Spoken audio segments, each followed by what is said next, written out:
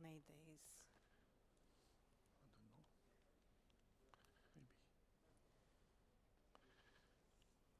Marhaba.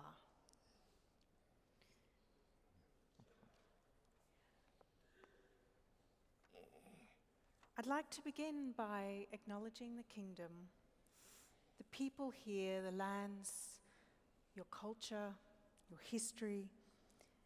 Thank you very much for the warm welcome to your country, and to my panellists, welcome from across the region. Also the organisers, and you, our audience.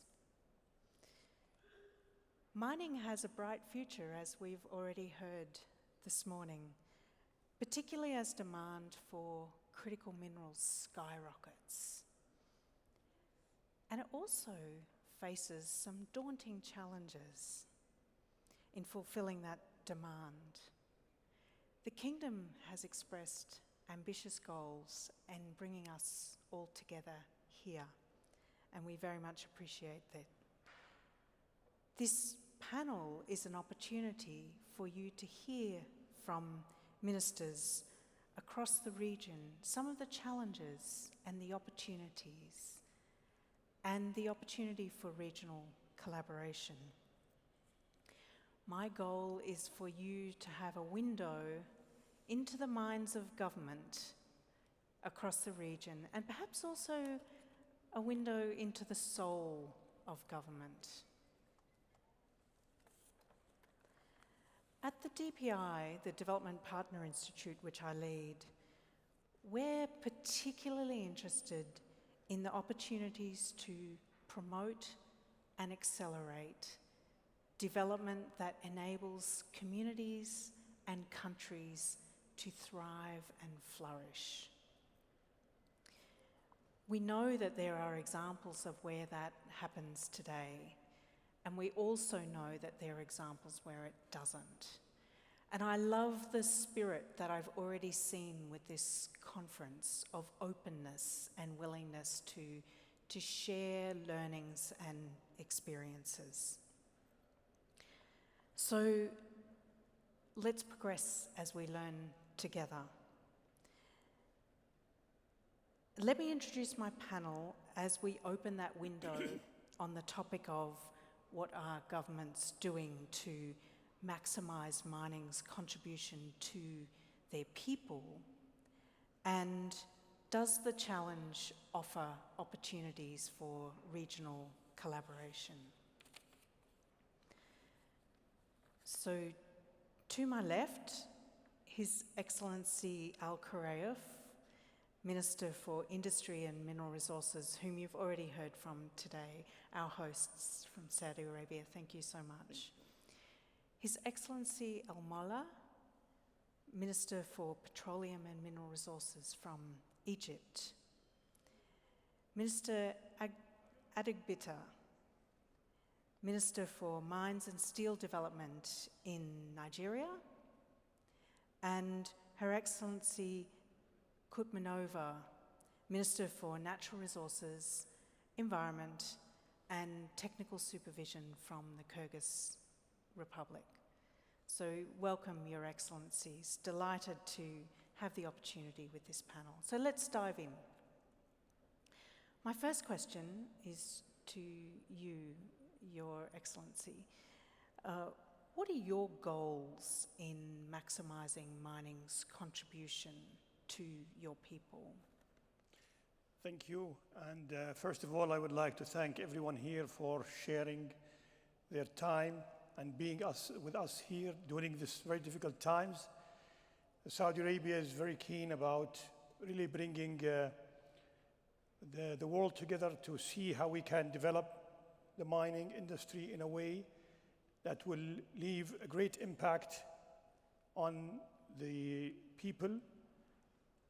Mining by nature is a resource that is found in different places where you cannot control, where you get the mineral, and that's why it is more and more evident that mining investment need to be executed in a fashion that delivers the right return to the investors and the economy, but at the same time, create the right impact on the society, and also deals with the environmental impacts as professionally as it can be. So for us in Saudi Arabia, we have had a great experience in our oil and gas experience also. That has led us to understand more and more and to see how we can further expand the social impact, the environmental impact that mining as a sector can have on the geographical locations and the society. Therefore, we started really with a strategy. It is very important to have a strategy where you can realize that all stakeholders need to be looked at, and you have to strike the right balance between all of the stakeholders to ensure that you continue to have interested investors to come to the country and be able to invest in a sector that is by design, has a lot of embedded risk in terms of the huge capital it employs, the long-term view that the investors need to have, and also the complexity of the type of projects that a mining sector can unlock.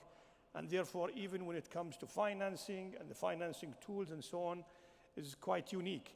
And therefore, that balance needs to be also looked at from the other side, where you need also to ensure that while creating that this project, you are at the same time also benefiting through the industry itself by increasing the value chain. And for example, here in Saudi Arabia, we decided to link mining with industry as a demonstration of our true belief that they have a lot to do with each other, and it's only the only way to maximize the benefit of mining is really to get end products and added value products in the value chain. And then you have, more and more importantly, is also the effect of the investment on the society, and how can it contribute to the society in a way that it helps the society grow and prosper, and also create a value of other services. The sector also provides opportunities that are very rarely found in other sectors, where you have a lot of services such as logistics, transportation, and so on. And finally, the environment. The environment is an area where we all, as nations, need to ensure that whatever we're doing, we have to think ahead of the investment, to ensure that also investors are entering in these investments knowing exactly what they need to be doing and what they need to, how they will address the difficulties or challenges that they will face in the environment, for example. So having a strategy that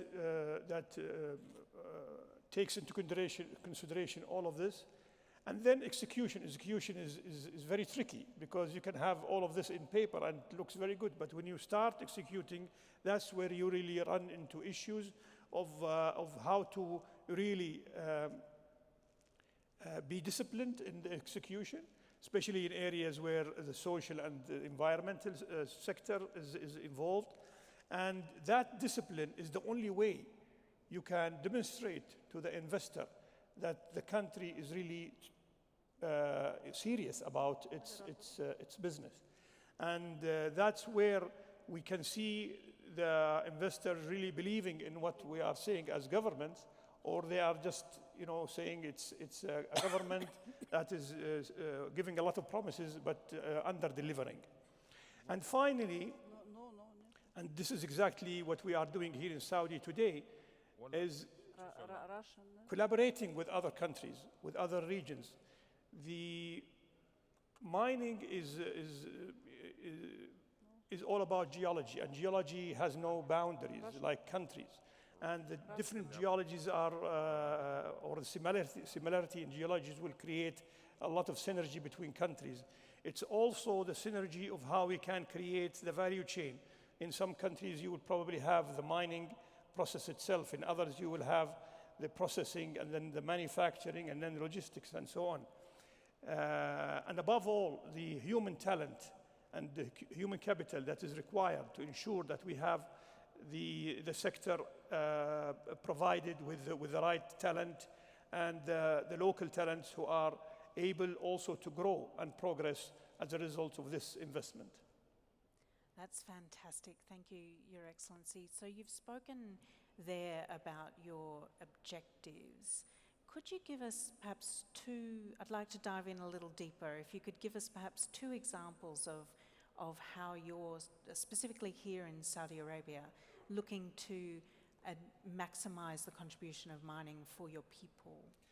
Definitely. I mean, today we have one of the largest companies also worldwide. Ma'aden is probably ranked number 12 worldwide. It has been started as a national company. And if we look at the investment that we have done in the north where the mines are and what kind of development that has taken place to really bring up the local community, plus how we were able also to create the right logistic when we built the railways system from the north to the south, to Ras Al Khair, where we have also the processing and the logistical part for export. That's just is showing you how we can create the synergy and how we can also learn from each other. I'm sure that other countries have done similar things. Now we are talking about all of these activities in one country. Now imagine if we are also building on how other countries could also contribute.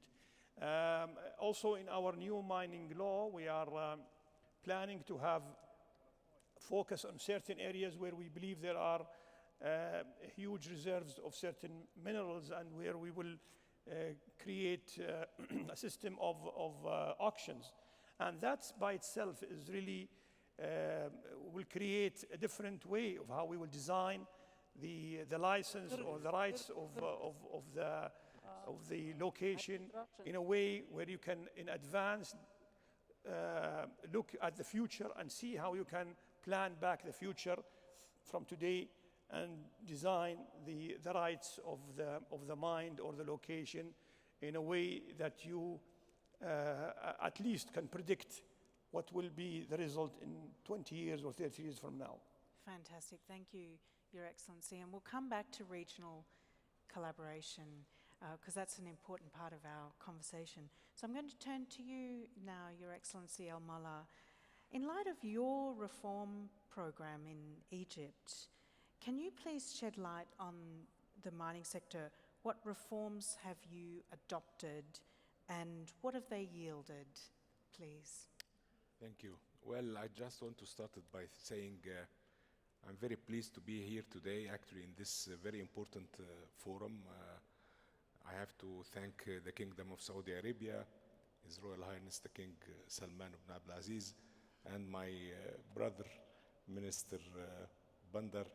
Thank you for inviting us to attend this important meeting. This is part of the cooperation, as you rightly said, Wendy. Well, for Egypt, perhaps if we go back to the history at the time of pharaohs, so perhaps we all know that gold was used since thousands of years with our pharaohs, and we have seen that in the mummies with the coffins and with the decorations of the jewelry that are there with our ancient Egyptians pharaohs. So since then, I think that we have not done a lot of efforts and we have not exploited enough in our mining sector or our minerals, especially when we talk about precious materials and minerals like gold. So looking back, we saw that there is definitely a problem,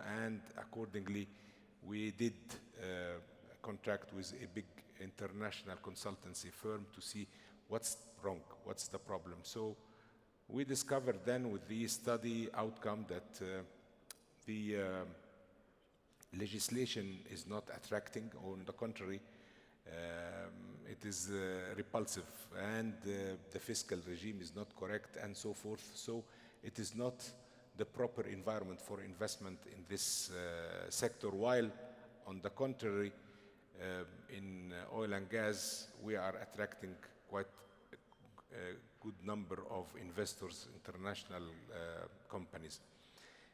Having the mining sector contributing only less than 0.5% of the GDP is really a problem. So therefore, with the Egypt Vision 2030, we saw that this is a priority now for us. So we started immediately to work on changing the legislation, and we did do it, and together with the executive regulations that were changed to be more friendly and to attract and to address what is really the common practice globally in this industry, as well as we did put a friendly template for exploitation and an easier way for licensing. Having said so, continuing to that, we also changed the fiscal regime from profit sharing, production sharing to the royalty and tax regime, which is the one more applicable to the global mining industry. With that, we launched the first bid round in 2020, and we have received for the first time important 11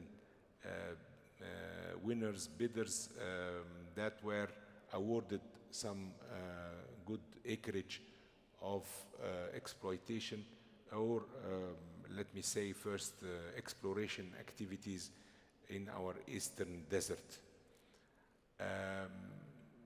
Actually, this is something that has really been a good success, while at the time of COVID-19, to receive such interested companies, getting more than 30% of the areas that were offered in the bid round.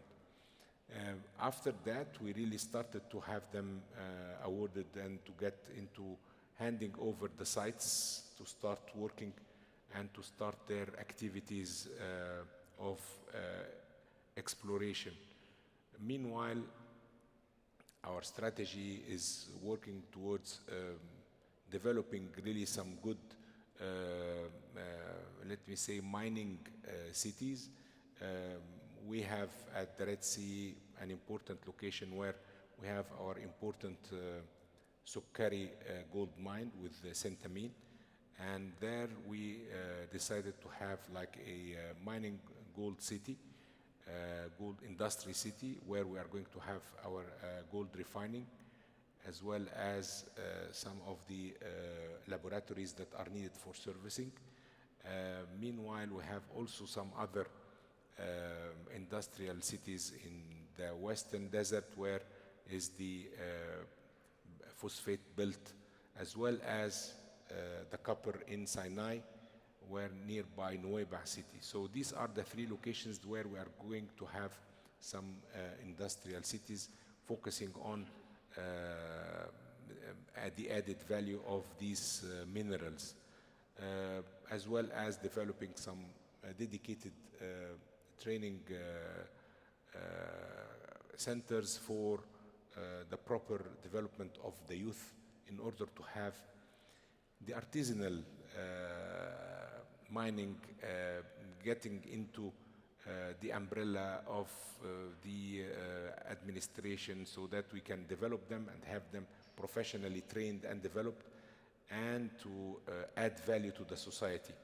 So these are some good steps that we have taken, and they are very much promising.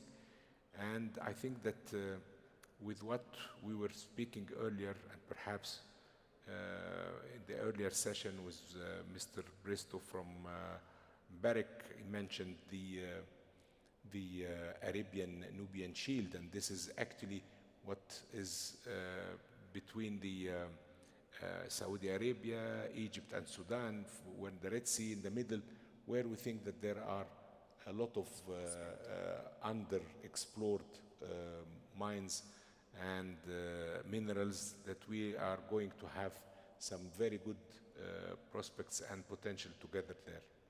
Thank you, Your Excellency. I think what you highlight for us is the relationship between having a good quality legal framework, investment, exploration. All of those things need to be in place in order to be able to benefit, for mining to benefit communities and your people.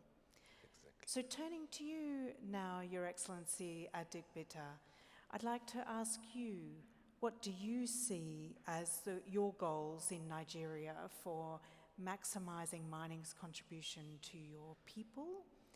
And what are maybe 2 specific approaches that you're taking in Nigeria? And Nigeria, of course, also, like Saudi Arabia, has a long history of oil and gas, and also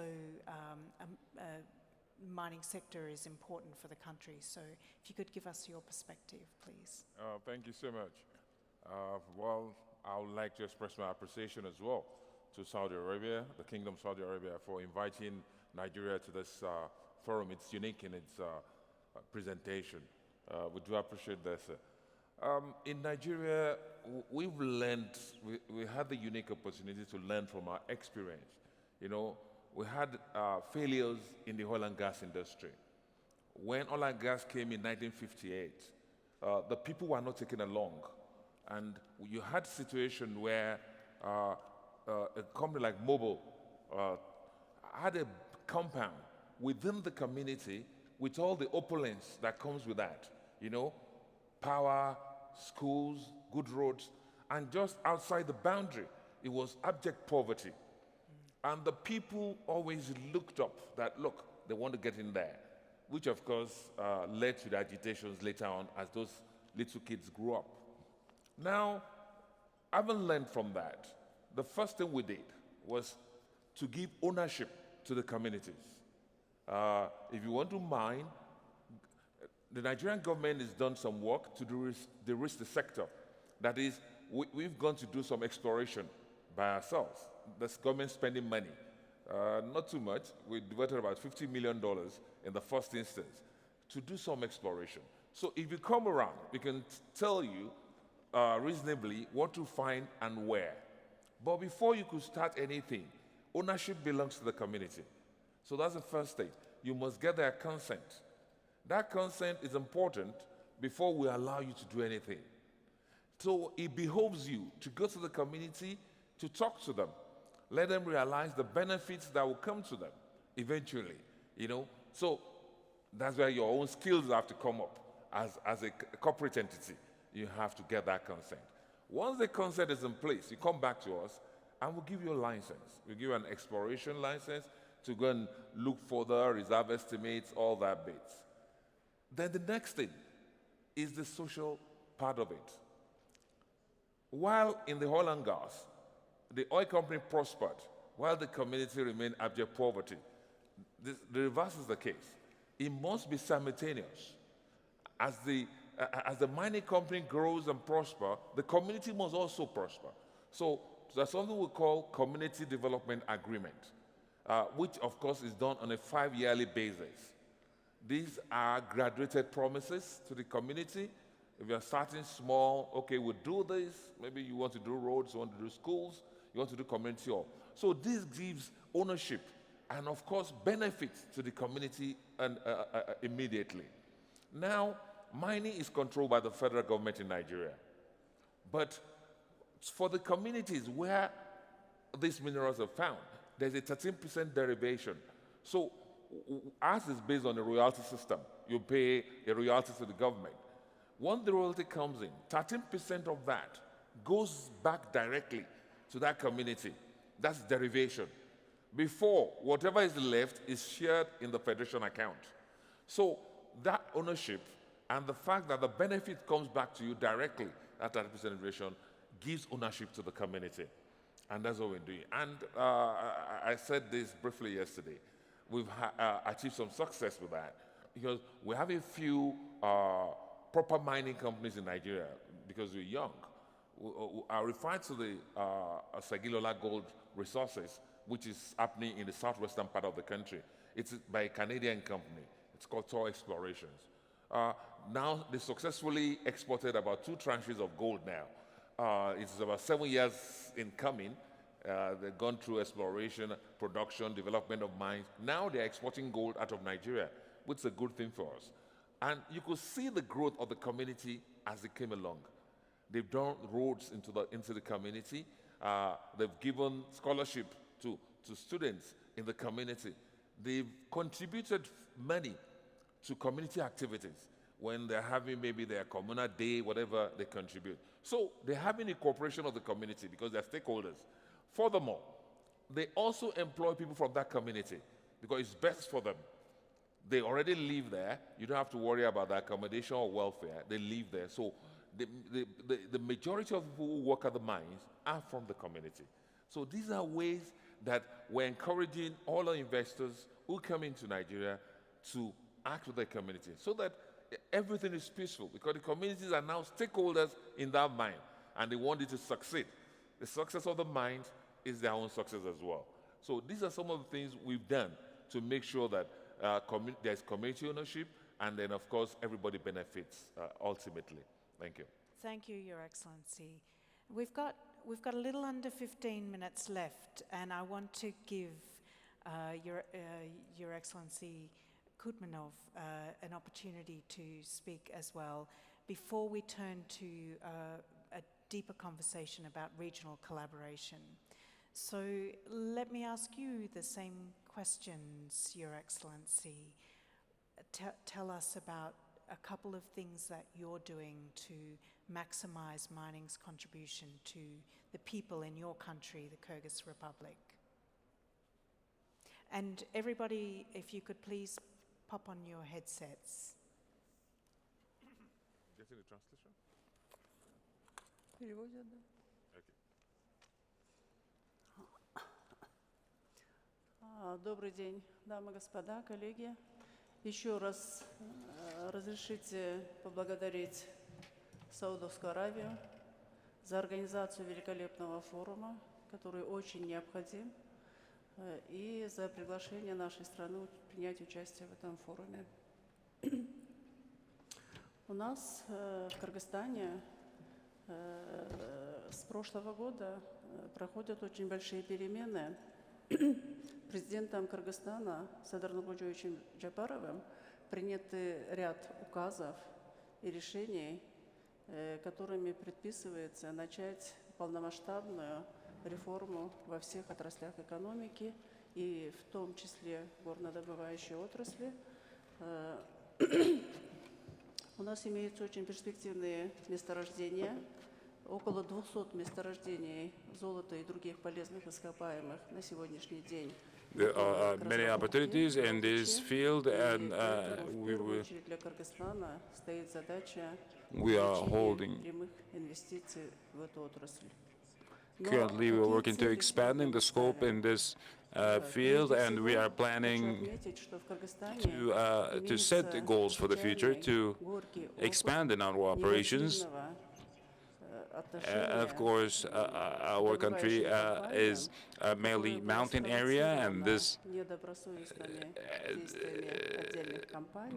maybe will help us to a great extent to achieve success in those projects. And we ask all the investment companies in our country to. Since 1995, our country, after independence, started to expand the scope of work in this sector. And our country have plans and objectives and goals for the future.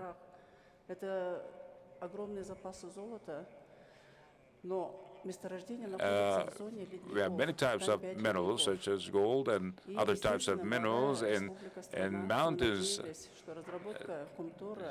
Внесет существенный вклад в развитие страны, и при этом будут сохранены this will contribute to the local economy of the country in the near future, and of course there are requirements of how we benefit from such resources. 10 years ago, of course, there's a Canadian company that were cited for some violations in this regard. Of course, the Canadian company committed some errors or mistakes.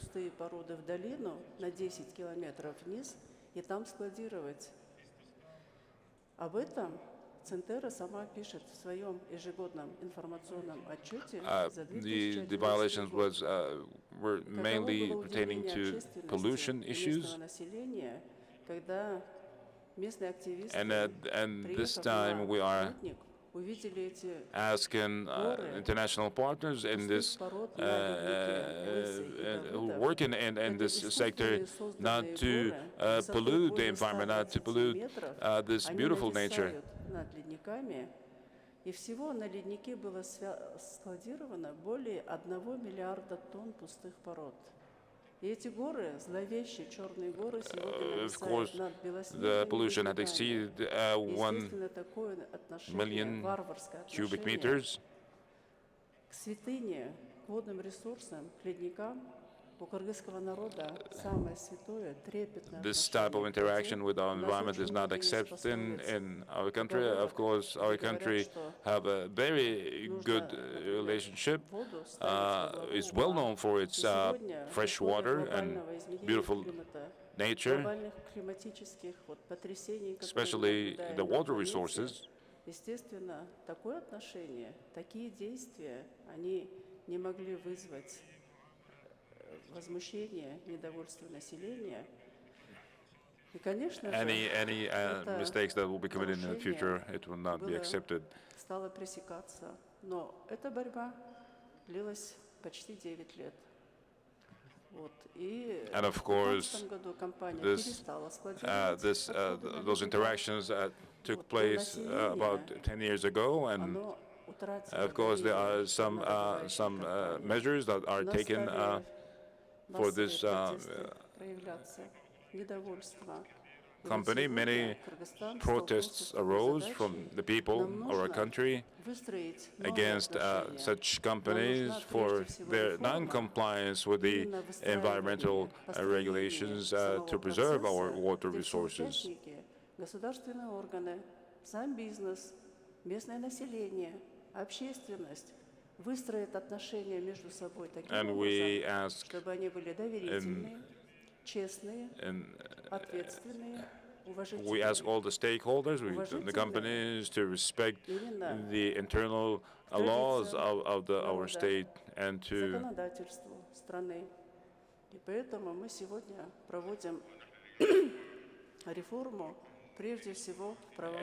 And today we are undertaking many reforms in the legislations, and we have revisited the investment law, as we are putting forth new regulations that will be as a solid platform for the investors, attracting foreign investors, and also at the same time will be protecting our environment, so we cannot deal irresponsibly with the nature. We are committed to protect nature and to protect all the natural resources of Kyrgyzstan. We are very responsibly dealing with our neighbors that work in this sector, specifically pertaining to water resources, because we know that water has a great value. So therefore, Kyrgyzstan is putting forth responsible policies and measures, legal measures, that is, and and we are working with a great extent of transparency to protect our nature and all the environmental requirements, including the international standards of environment protection and the usage of all the natural resources for the purposes of development. We are studying all those cases, and we are benefiting from the positive trials of other countries, and this will encourage us in the future to further progress and to develop our country. We want the participation, we want to contribute and participate, share with you all our experiences and to study all the mistakes that happened in the past as not to be repeated. And we believe that our societies, our communities are very active in this regard. This is well known. Thank you, Your Excellency. And those. У меня время вышло, да? Я вот поэтому хотела сегодня. I believe my time is over, so I want to emphasize today that the second goal, we must rebuild trust within our communities. We need to benefit from advanced technologies that will enable us to maximize our benefits, mitigating the impact on the environment. And the third goal is that the fact that we need to benefit from the human caterers and also to reinforce our procedural platform as far as collaboration and the exchange of expertise, in addition to participation in big forums and conferences such as this one, and also to benefit from the power and the energy of the youth in this sector. Thank you. Thank you, Your Excellency. Some really important messages there in terms of the responsibility of the sector to work together, so government and responsible companies to work together in order to be able to benefit your people and the environment. So thank you very much for those important remarks. I'd like to turn now to regional collaboration. So, Your Excellency Khorayef, you have some bold ideas for regional collaboration. What I'm going to do now, we've got about 4 or 5 minutes remaining. If you could briefly share your goals, and then I'm going to ask your colleagues, what do you think about these ideas? Thank you. I mean, what we realize is that as a region, we are facing the same challenges in terms of the exploration efforts that we are doing, which need to be definitely increasing to ensure that we have the right information and data to allow investors to tap into this industry.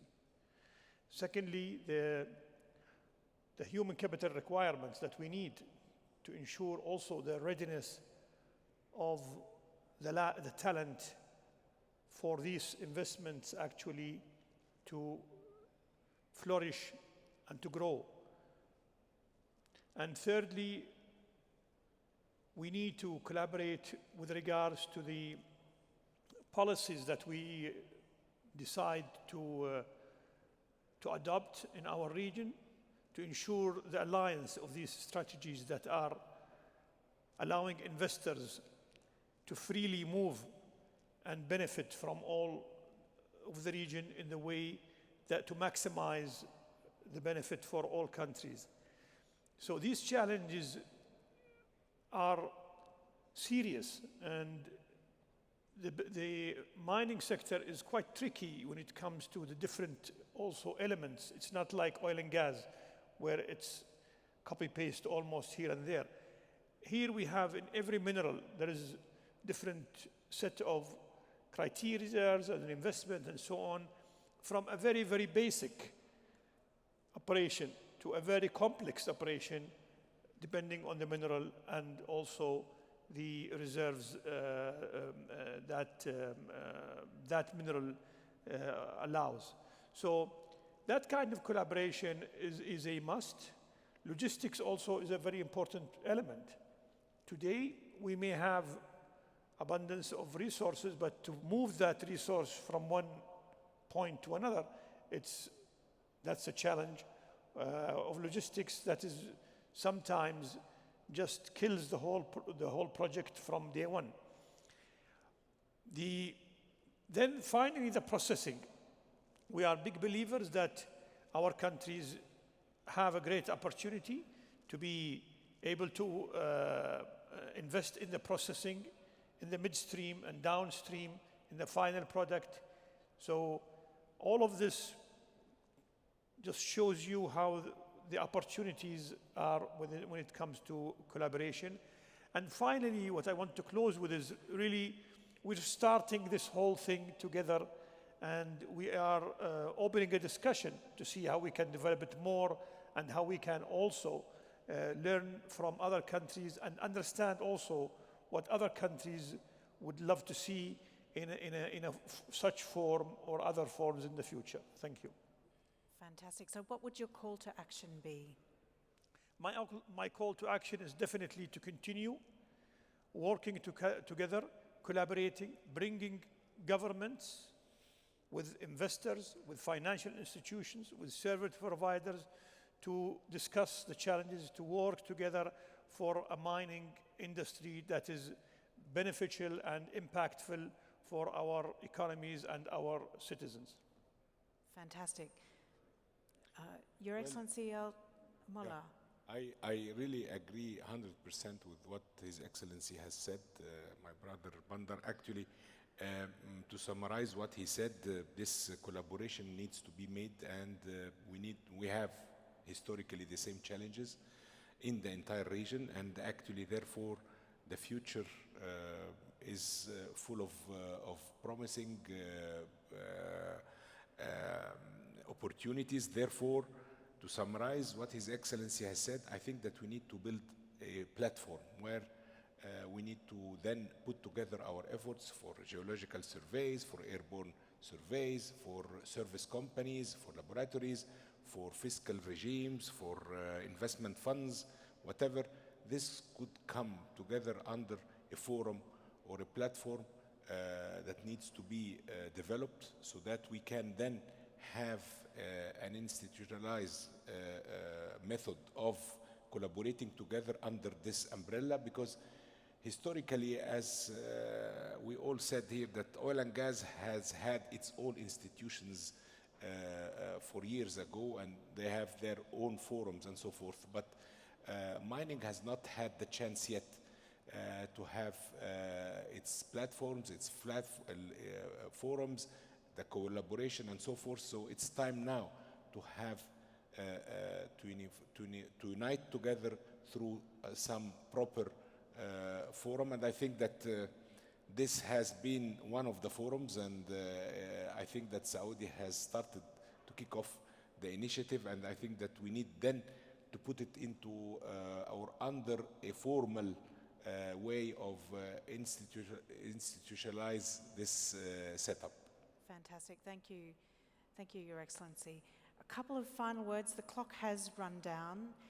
We've heard a call to action on regional collaboration. So, Your Excellency Adegbite, a final word from you, and then also a very quick final word from both of you. Well, this is the beginning of such collaboration, and we welcome it. This is different from other fora that I've been to, because it's mostly from the business side. This is coming from the government, and that's the beauty of this. And like the minister from Egypt said, this could lead to forming a forum, on mining, just like OPEC that they have and some other ones, which of course will further enhance collaboration in mining. Nigeria particularly has a lot to benefit from our richer neighbors who have gone ahead. I learned a few things yesterday just at dinner, sitting with His Excellency. Some things that even they've done here, look at technology in Saudi. So I wouldn't have learned that otherwise if I didn't come to this. So these are some of the things that you benefit from coming from all this, learning from others, and of course sharing experiences. Thank you so much. I love that spirit of openness and cooperation. Thank you. Minister Kutmanova, a final word from you before I wrap up. Я хотела бы вкратце сказать, что сегодня, я уверена, уже создан прочный, крепкий фундамент для сотрудничества, которого мы все хотим, мы все желаем. И теперь остается только построить стены. Я думаю, и эти стены будем только наращивать. Это стены, это технологии, знания и обмен. Спасибо.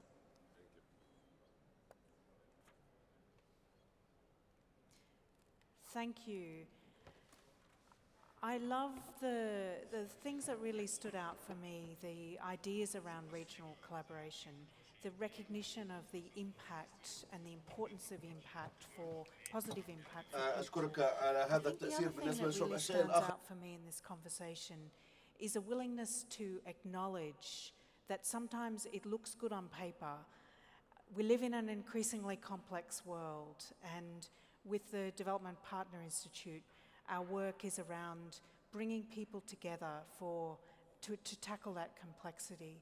And what I love in this conversation is the openness to do that and the willingness to do that. So I'd like you to join me so much in thanking our panelists for a great conversation. Thank you for sharing.